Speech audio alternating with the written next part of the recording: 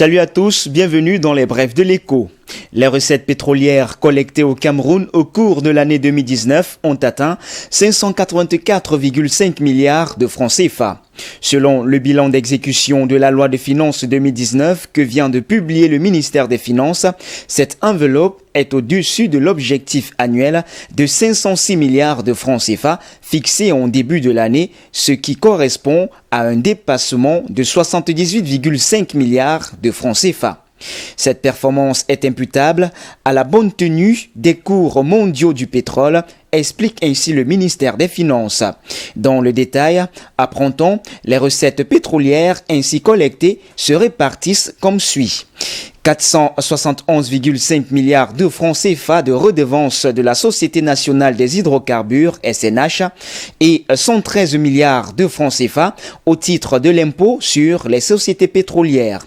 En comparaison avec l'année 2018, les recettes pétrolières au Cameroun ont cru de 84,3 milliards de francs CFA en 2019, soit 16,8% en valeur relative. En raison de cette performance, le poids des recettes pétrolières dans les recettes internes passe de 14,6% en 2018 à 16,7% en 2019, indique ainsi le ministère des Finances.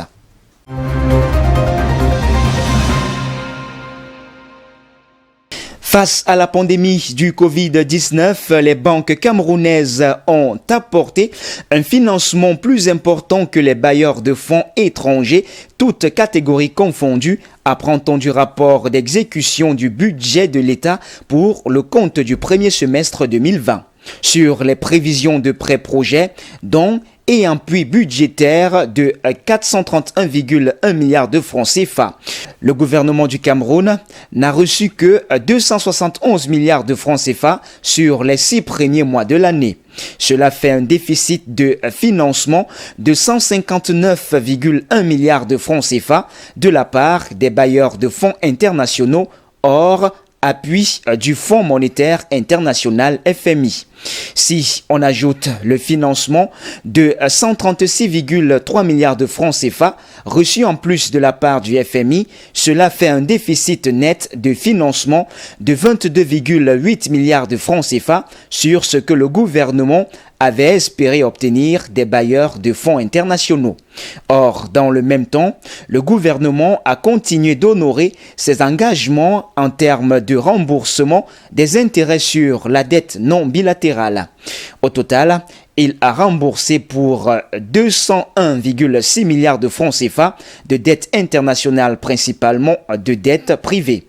Le pays a bénéficié d'un moratoire sur le règlement des intérêts sur la dette bilatérale, mais le bénéfice de cette initiative comptera pour le deuxième semestre.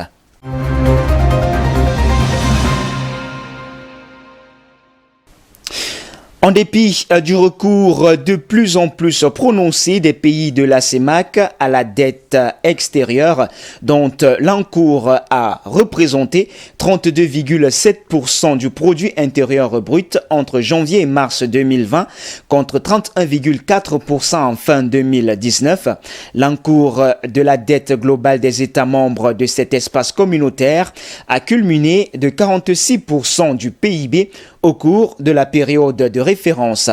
Cette dette est donc restée dans les limites communautaires de la surveillance multilatérale au premier trimestre 2020, affirme ainsi la Banque centrale dans une note sur les finances publiques dans la zone CEMAC publiée le 1er octobre 2020.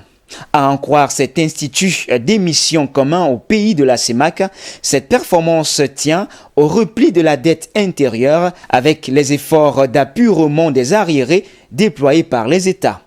En raison de l'avènement de la pandémie du Covid-19, l'on a cependant noté un nouvel accroissement de l'endettement public dans la zone CEMAC au deuxième trimestre 2020.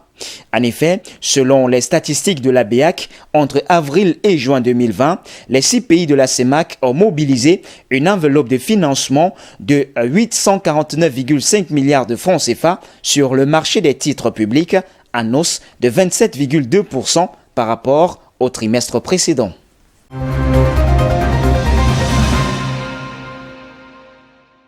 Hors de nos frontières à présent, voilà qui doit réjouir les agriculteurs américains. À quelques jours du scrutin présidentiel aux États-Unis, les cours du soja ont atteint leur plus haut niveau depuis 2 ans et demi. La progression est spectaculaire depuis le début du mois d'août, soit plus 23%. Depuis vendredi dernier, un nouveau cap a été franchi avec la publication du rapport du département américain à l'agriculture. L'USDA prévoit des stocks de fin de campagne de soja encore plus faibles qu'anticipés aux États-Unis, une récolte américaine en cours de plus réduite que prévu à cause de la baisse des surfaces et surtout des retards dans les semis au Brésil en saison de temps trop sec. C'est ce qui a propulsé le prix du boisseau de graines d'oléagineux à près de 10,8 $ à la bourse de Chicago. On n'est donc pas loin du niveau de 2016.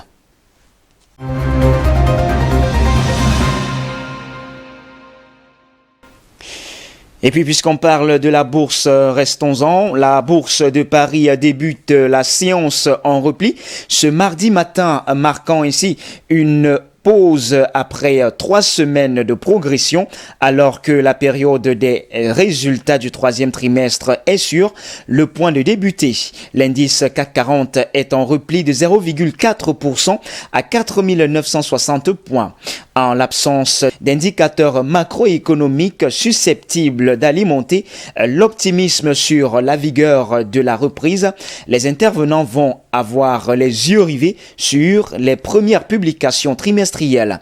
La journée sera donc en effet marquée par le début officieux de la saison des résultats aux États-Unis avec la parution avant l'ouverture de Wall Street des comptes des géants bancaires américains JP Morgan, Chase et Citigroup. Dans ce contexte d'incertitude économique, les opérateurs observeront également de près l'indice ZEW du sentiment des investisseurs allemands attendus. L'indicateur fournira également un premier aperçu de ce qui attend le secteur manufacturier allemand cet automne, prédit ainsi les analystes. Eh bien, c'est tout pour les brefs de l'écho de ce jour. Mesdames, Mesdemoiselles et Messieurs, merci de nous avoir suivis. Les informations se poursuivent sur nos antennes d'IBS Télévision. Restez donc des nôtres naturellement.